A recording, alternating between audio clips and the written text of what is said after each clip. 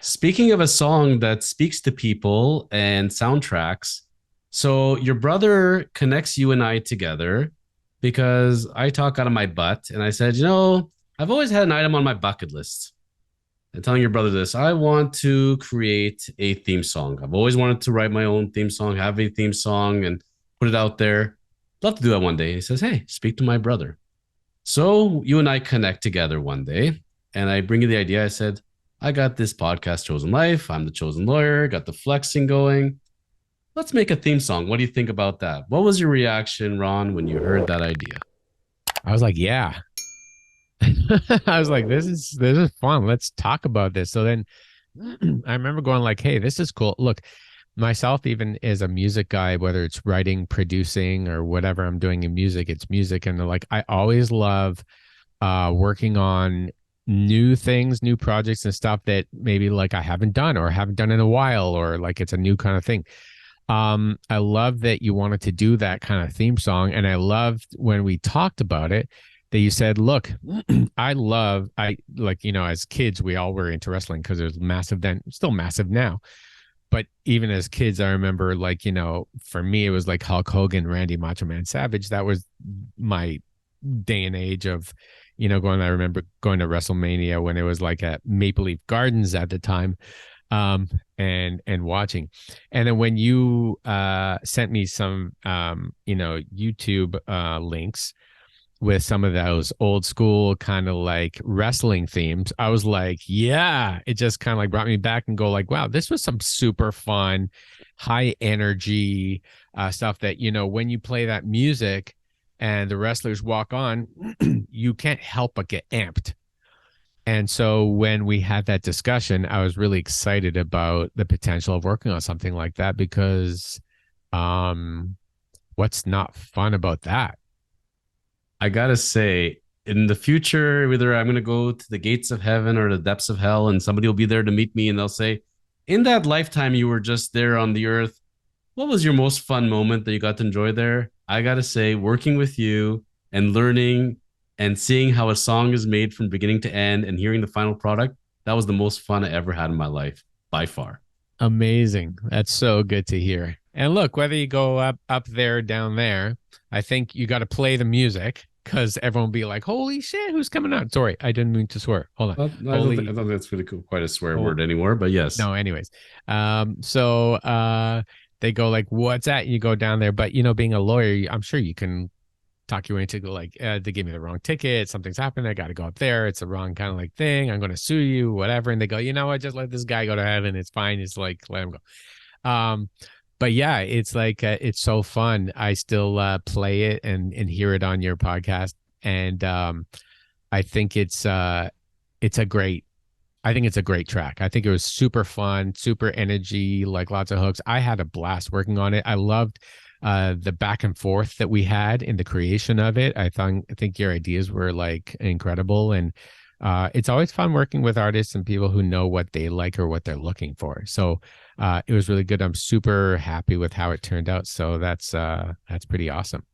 It's pretty neat that, like, the music part, the instrumental part gets made, then you put the words together, and then you find the blend of it. And every time I would send you like a response or something, I'm like, okay, I know I got no experience in this, but I'm thinking we need some spoken words here. We need to fill this part, or maybe this can get tweaked a little bit. And I was like, oh, I hope I don't offend. And you're like always very receptive to the changes. The one change I thought for sure you're gonna like call me out on is I said the song just kind of ends.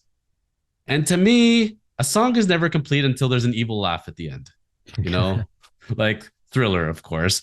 But I'm like, this song needs an evil laugh. Can we please put an evil laugh in here? And you did not call me out on that or like hang up the phone. You're like, all right, I hear you. And then all of a sudden, a couple days later, here's three different version of laughs. And I'm like, well, this is kind of like a jolly laugh. This is almost like an apologetic laugh. There's the evil laugh.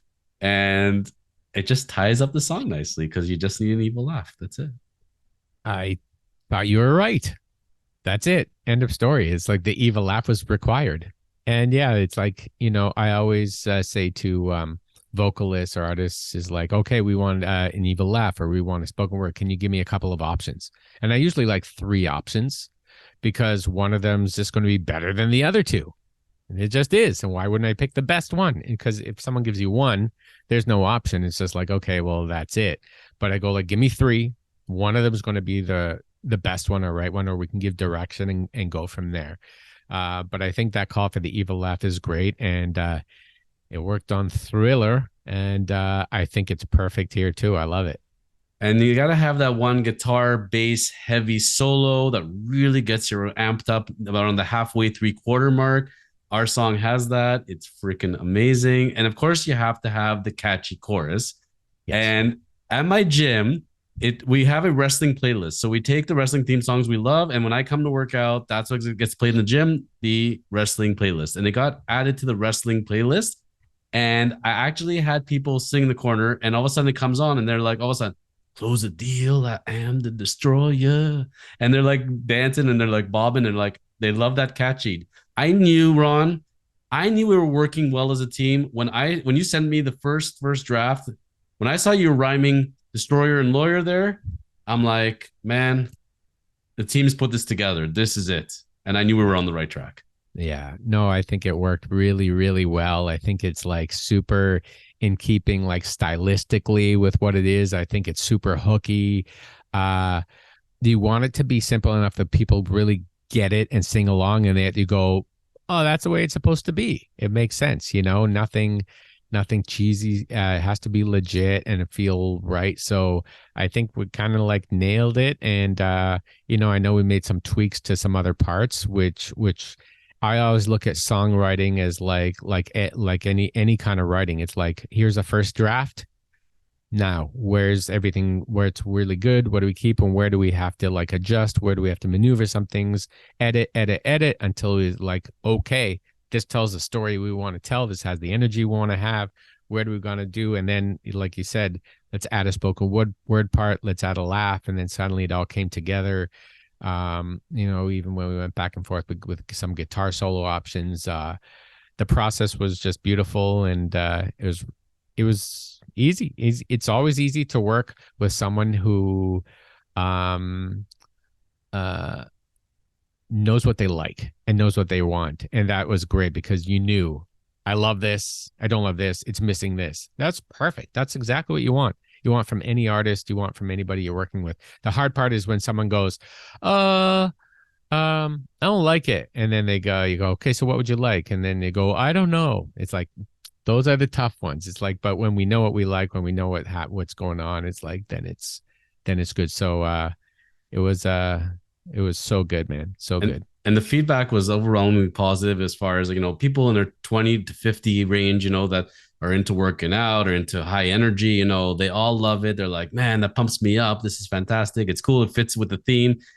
I had a family member come to me, a close family member, and said, you know, I don't understand the song. It is so loud. Why is he yelling? Can't you just make it softer? Can't he be nicer, like a warmer song? I don't get it. And then my response was, don't worry, you're not my target demographic. That Yeah. was about it. Yeah.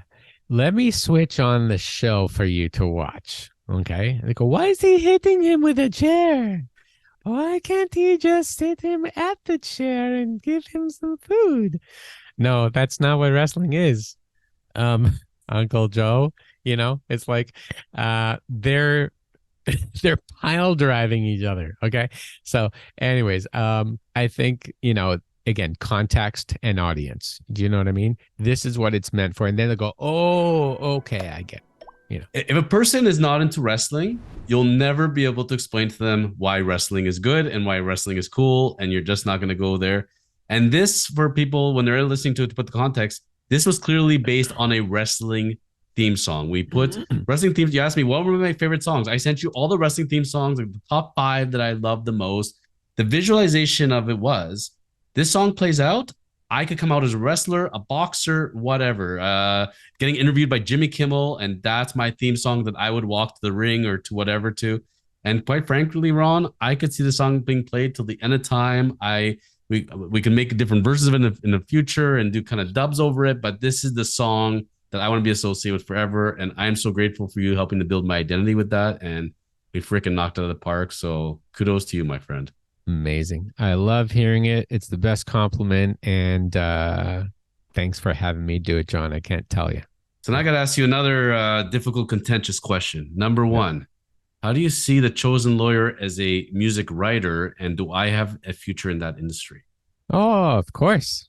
I'll hook you up with some producers as well and some co-writers, collaborators, and we'll get a hit on the radio. I'll have to get some gold chains. Obviously, I have to grow out the hair on my chest a little bit, even Ah, more. And I'll lend you some and nothing like, some duct tape and some fur.